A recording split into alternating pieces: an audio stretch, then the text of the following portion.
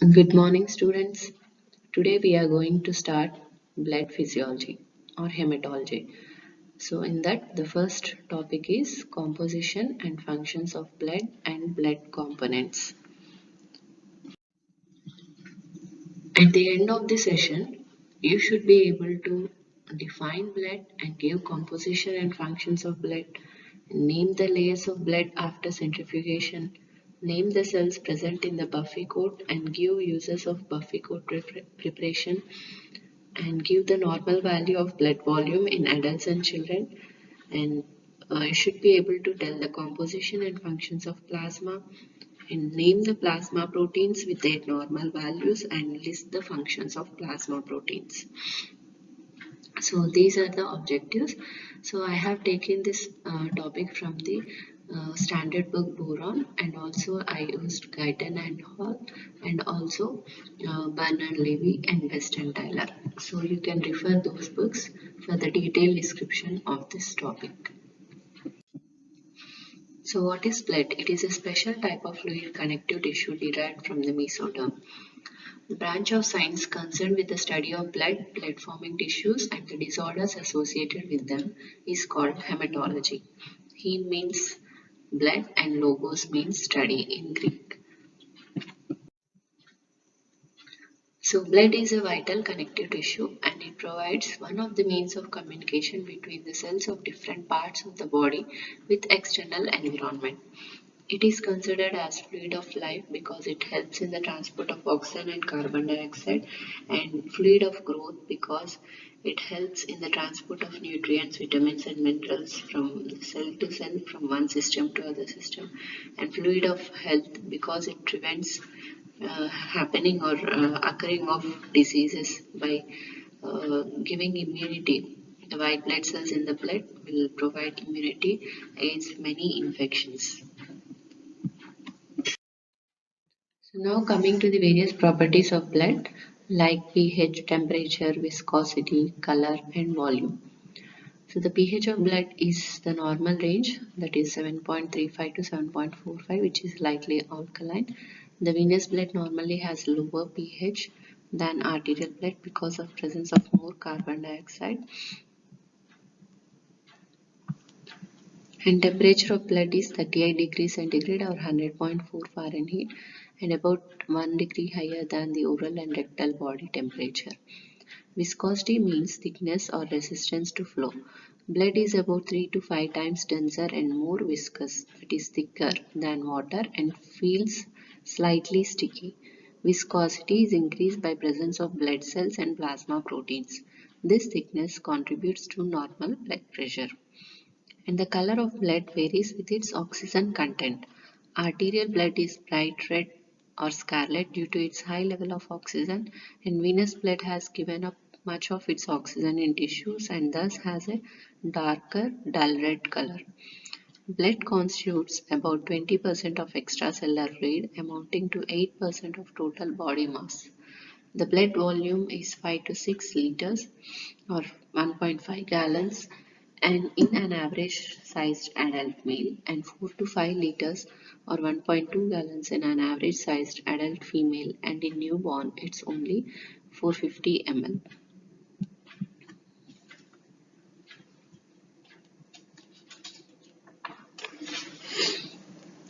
So how to measure the blood cell volume? It is measured by using the volume of red cells. So red cell volume is measured by radioactive isotope study. So it is the volume occupied by all the circulating red cells.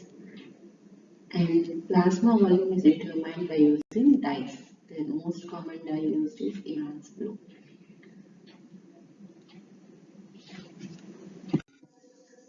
So this is the composition of blood. 55% is plasma and whereas 45% is cellular elements. So if you how this separation takes place, we will see in the next slides. So the cellular elements are RBC, WBC and platelets, as we all know. So the plasma is composed of 91.5% of water and 7% of proteins and other solutes of 1.5%. Proteins are mainly albumin, globulin and fibrinogen. Other solutes are like electrolytic ions, that is sodium, potassium, calcium, magnesium, and gases, oxygen, carbon dioxide, and nitrogen. Nutrients like glucose, amino acids, and fatty acids, and waste products like urea, uric acid, ammonia, and creatinine. So this is the composition or constituents of plasma. So again, coming to the composition of blood, the whole blood is 8% and the remaining 92% is other fluids and tissues out of the whole body weight. So in a whole body weight, 8% is blood. So in the blood, the plasma is 55% and formed elements are 45.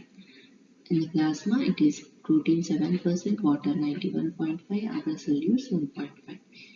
And the formed elements are red blood cells are the major part, that is 4.8 to 5.4 millions, and the white blood cells are thousands, that is 5,000 to 10,000. It is composed of neutrophils, lymphocytes, monocytes, eosinophils, and basophils. And then platelets, which are in lakhs, 1.5 to 4 lakhs is a normal value.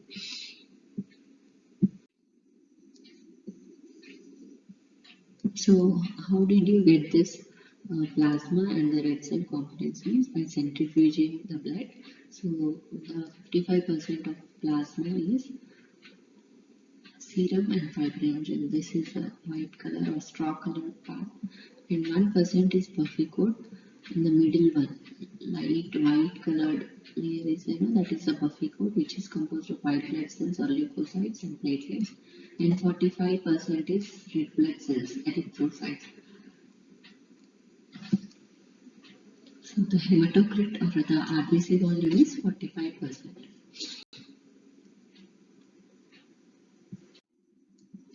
So the blood is transferred from a person's vein to a test tube and prevented from clotting by adding anticoagulants like heparin, EDTA, sodium citrate, oxalate, fluoride, sodium fluoroacetate. And this preparation should be mixed immediately and thoroughly to avoid clotting.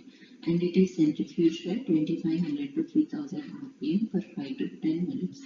So if we do this procedure, we will get the previous I have shown the picture in the previous slide, the three layers.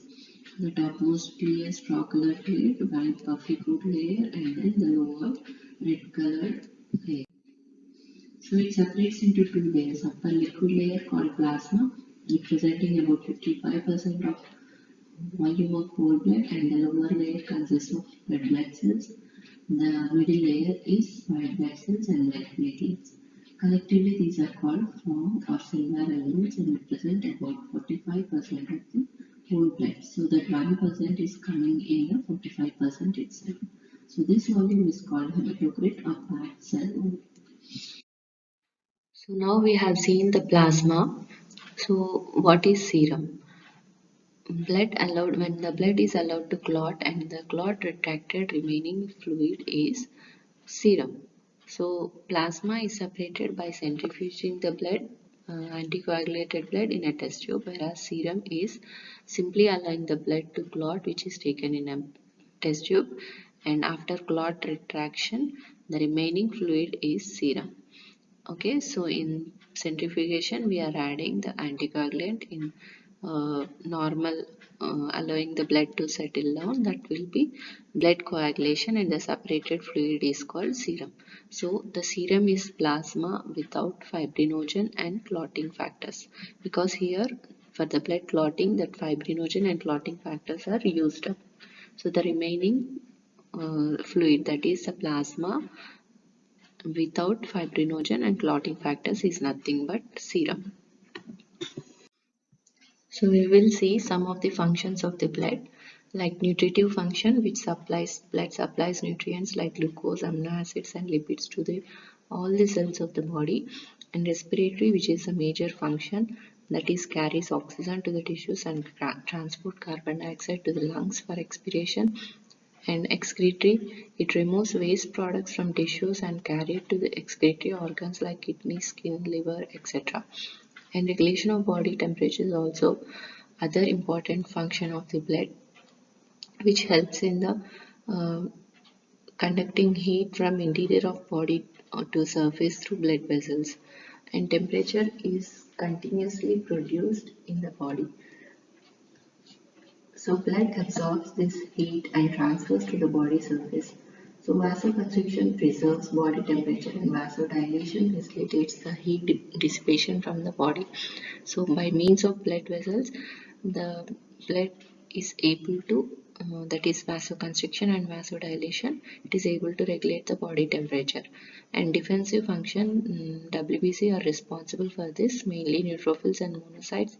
They help in engulfing the bacteria by phagocytosis. And lymphocytes are involved in immunity, as we all know. Eosinophils are responsible for detoxification, disintegration, and removal of foreign particles. And coming to storage function, it helps in the storage of electrolytes, nutrients, chemicals, various hormones, etc. And albumin present in the blood exerts osmotic pressure known as oncotic pressure that controls capillary filtration and prevents edema formation. So that is discussed in functions of plasma proteins. And what are homeostasis? That is 55% of blood contains plasma and 92% of plasma is water. So the loss of water from body as occurs in diarrhea, vomiting, sweating, etc. results in decreased blood volume. So persistent hypovolemia results in cellular dehydration. So maintaining of blood volume is the main function of blood.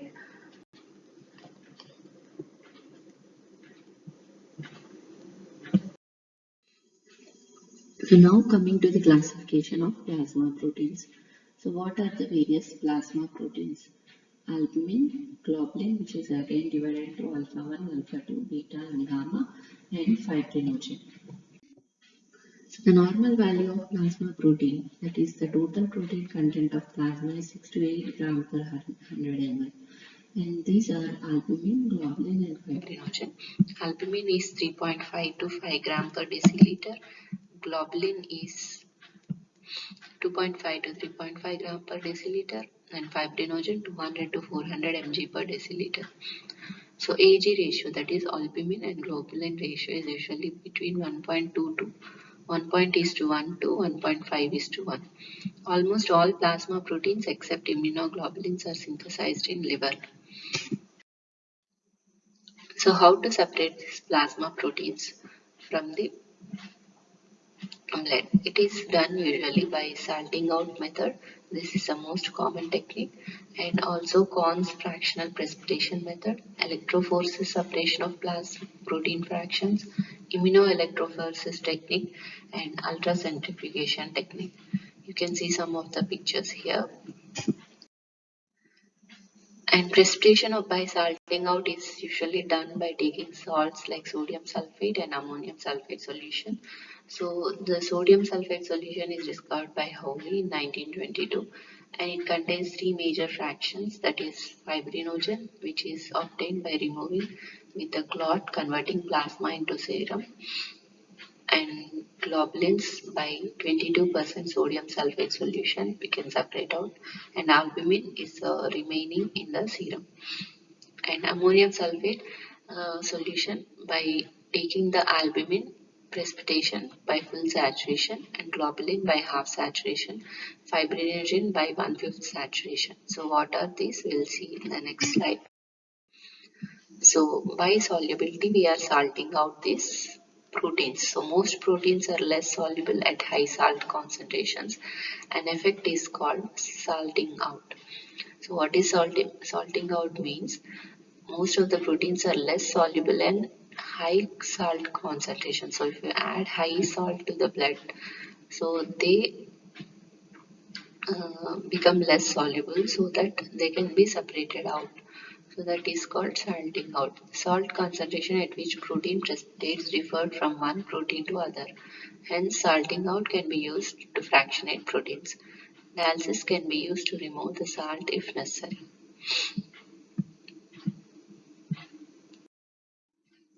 So the next method is Korn's fractional precipitation method. So here ethanol solution with different concentration at lower temperature is used to fractionalize plasma proteins. So what we are using here, ethanol solution with different concentration. So the fraction 1 contains fibrinogen rich and fraction 2 contains gamma globulins, fraction 3 contains alpha and beta globulin with isoagglutinin and prothrombin, fraction 4 contains alpha and beta globulin, fraction 5 contains high albumin. And the electrophoresis separation of plasma protein method, it separates plasma proteins into different fractions due to electrical charges of each fractions. So the techniques used are free boundary electrophoresis or paper electrophoresis and agar gel electrophoresis and cellulose strip electrophoresis. So what is the clinical use of this electrophoretic separation means to know the presence of any abnormal proteins and absence of normal proteins and change in relative concentration of different proteins. So I'll explain this in little more detail in coming slides. Immunoelectrophoresis technique, it uses antigenicity and electric charge to separate the proteins, and the protein separated on electrophoretic pattern by precipitation at the site of antigen antibody reaction.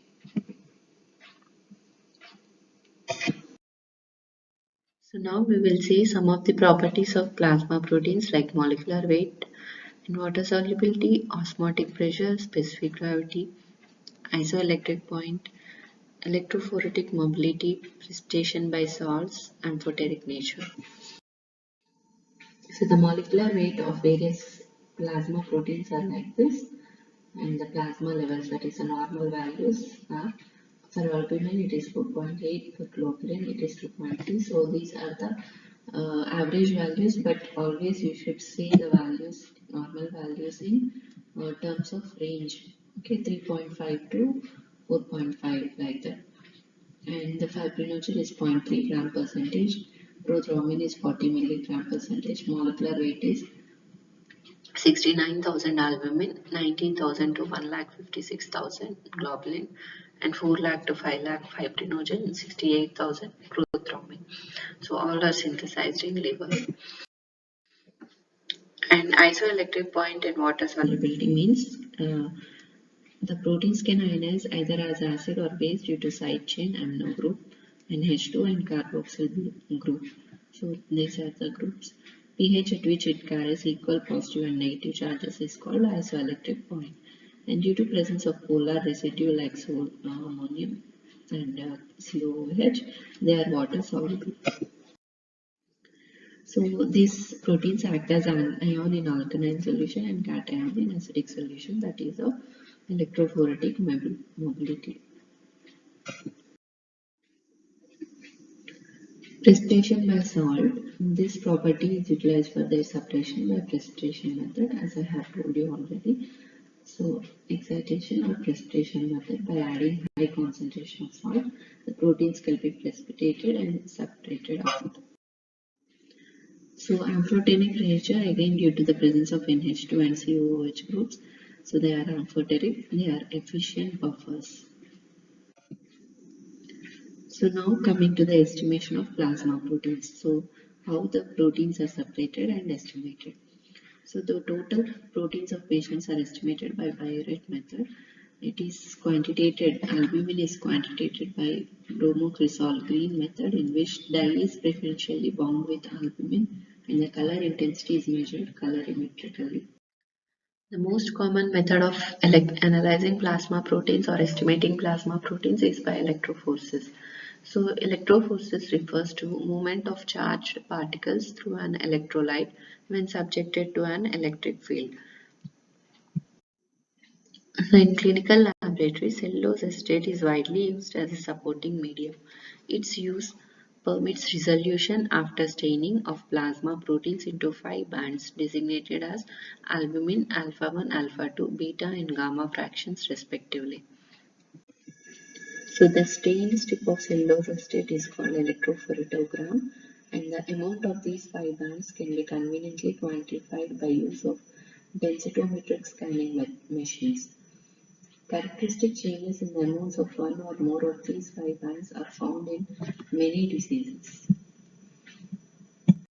So these are the two pictures of electrophoretic separation of these plasma proteins. A is the electrophotogram and B is the densitometric scanning from cellulose acetate strip, converting the bands to characteristic peaks of albumin, alpha 1, alpha 2, beta, gamma globulins. So I have told you it helps in the detection of abnormal proteins in various diseases. So like in chronic infections, the gamma globulins are increased. Multiple myeloma is another disease where sharp spike is noted and is termed as M-band. Okay, this is M-band. This is due to monoclonal origin of immunoglobulins. So this will come in your next coming years. So but for this time period, you just know the names and what is increased.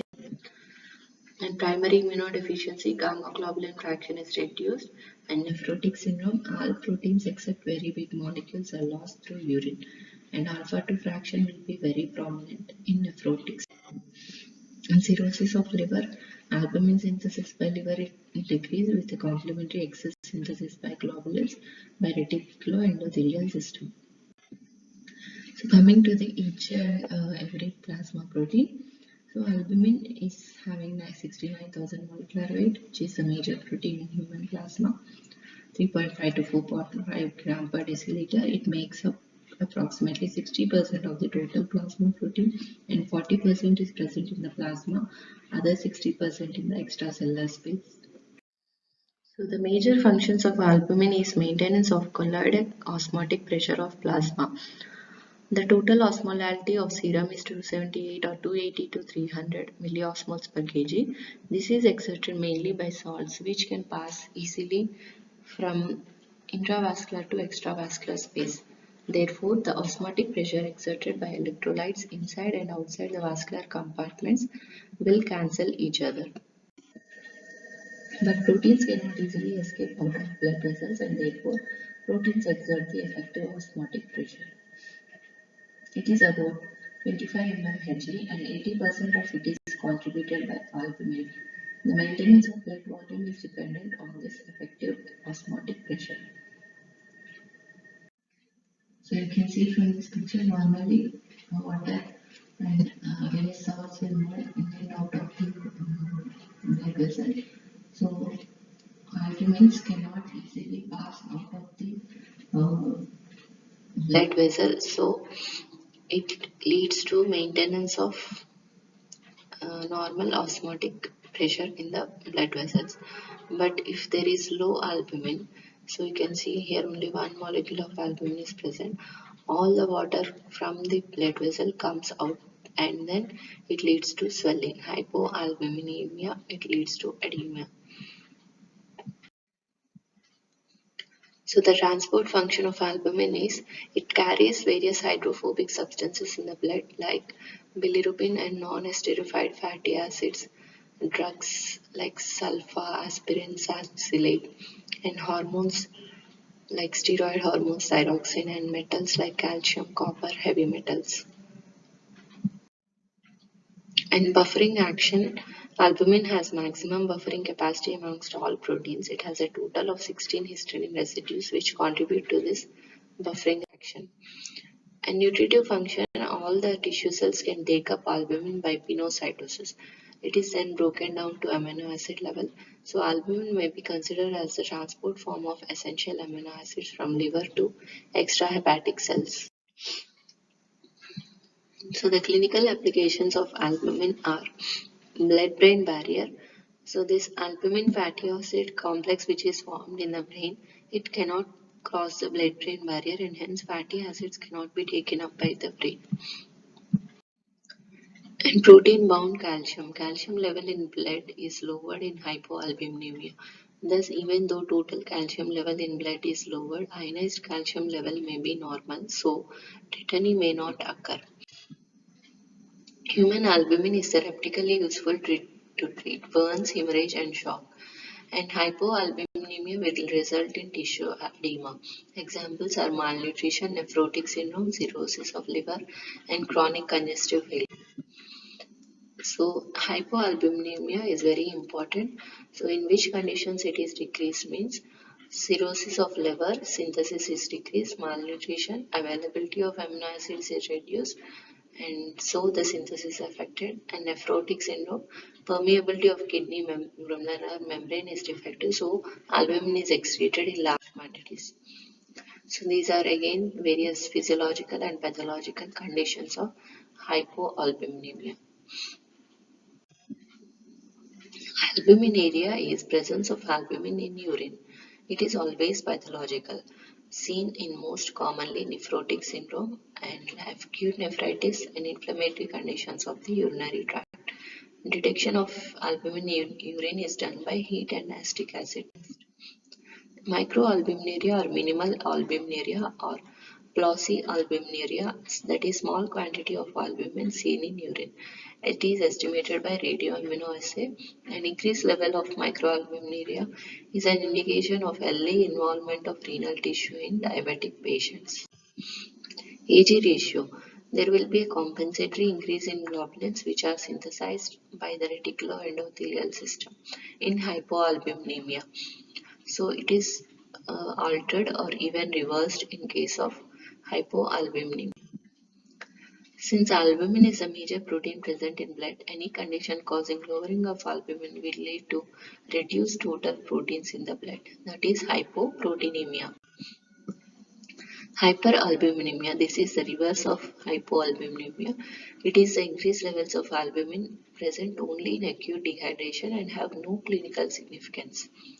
And one more condition is analbuminemia, that is, it's a rare hereditary abnormality in which albumin concentration is usually less than 1 gram per liter. And coming to the next protein, that is globulin. These are bigger in size than albumin and constitute several fractions like alpha 1, alpha 2, beta, and gamma. Alpha 1 globulins are names, namely retinol binding protein, alpha 1 fetoprotein, alpha 1 protease inhibitor, alpha 1 acid glycoprotein, high density lipoprotein, and prothrombin. Retinol binding protein, retinol or vitamin A is transported in plasma bound to retinol binding protein. Most retinol binding protein in plasma is reversibly complexed with transthyretin. An alpha-1 fetoprotein is present in tissues and plasma of the fetus. It may play an immunoregulatory role during pregnancy. Alpha-2 globulins are ceruloplasmin, transcortin, or corticosteroid binding globulin, haptoglobin, thyroxine binding globulin, and alpha-2 microglobulin. So ceruloplasmin or ferrooxidase, it is a copper-containing protein. It has oxidase activity. And ceruloplasmin is a major transport protein for copper and essential for human. It is also essential for regulation of oxidation reduction reactions, transport and utilization of iron. Plasma ceruloplasmin level is reduced in Wilson's disease in patients with malnutrition and also in nephrotic syndrome. So Wilson's disease is uh, very much important where the ceruloplasmin level is decreased. Transcortin or corticosteroid binding globulin, it binds cortisol, it is synthesized in liver and synthesis is increased by estrogen.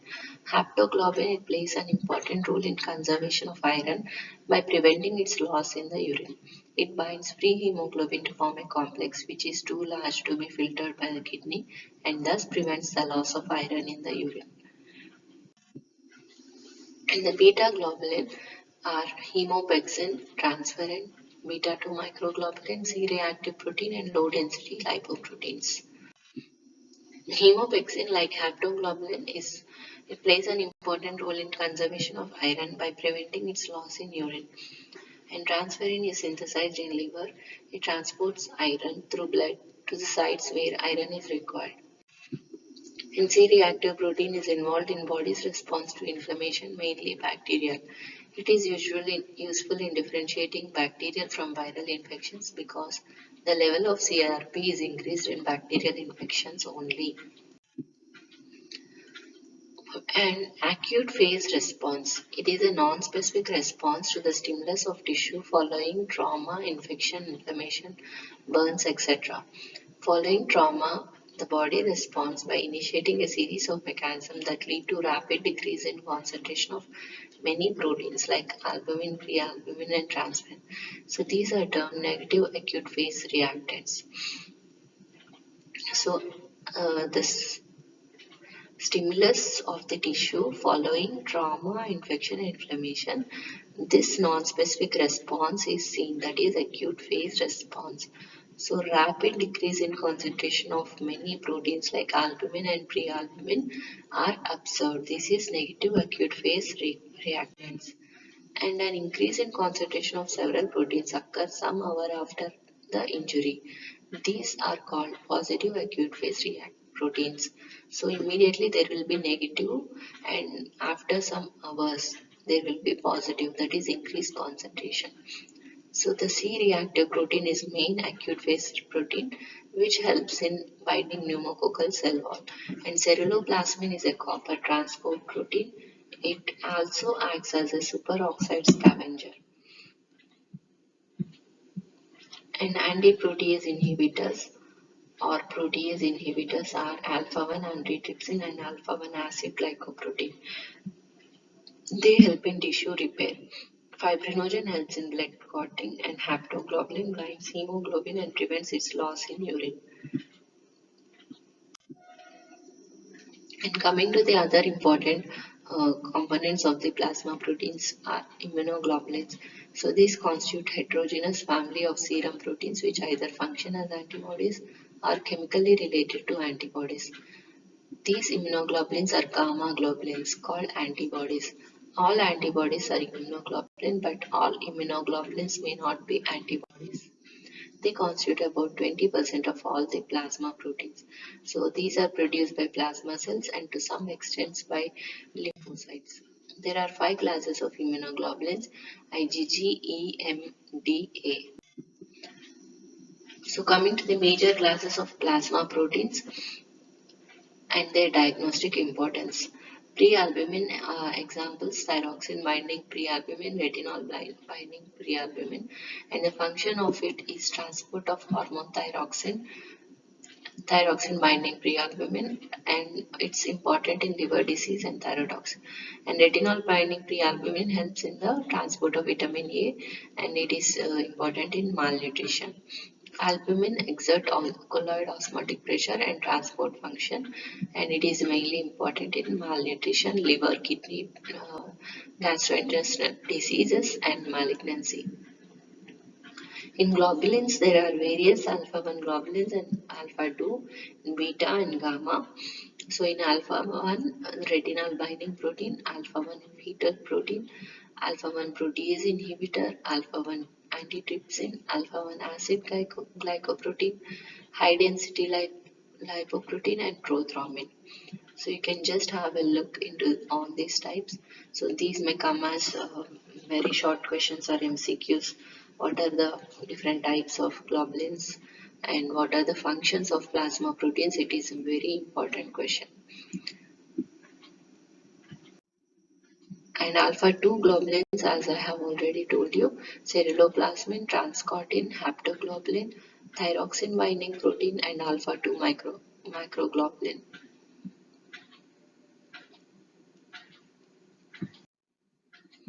And beta globulins are hemopexin, transferrin, C-reactive protein, beta-2 microglobulin, and low-density lipoprotein. And gamma globulins are immunoglobulins, IgG, A, M, D, E.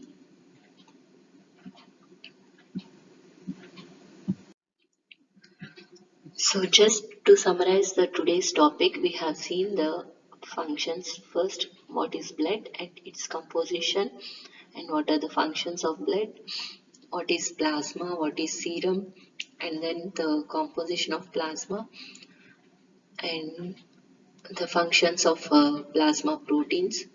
So mainly albumin, globulin, and fibrinogen. We have seen the albumin functions and globulin functions separately, and albumin is mainly helpful in colloidal osmotic pressure and also transport. And globulins are again four types: alpha 1, alpha 2, beta, and gamma. Gamma are immunoglobulins. So these are all the various plasma proteins we have seen today. So functions of plasma proteins is one important question which will come in the exam, and from this topic you will get most of the MCQs. So very tricky MCQs can come from this topic. So be careful with each and every line, and also the values. Values are very important. Normal plasma protein in the body, or normal protein content in the body, and what is normal albumin content, normal globulin content, and what is AG ratio when it is decreased. Like that, many MCQs will come from this topic. So though it is very short and introductory topic of blood, you don't neglect this topic. You please read from the textbook, and also do some MCQs on this topic. Thank you all.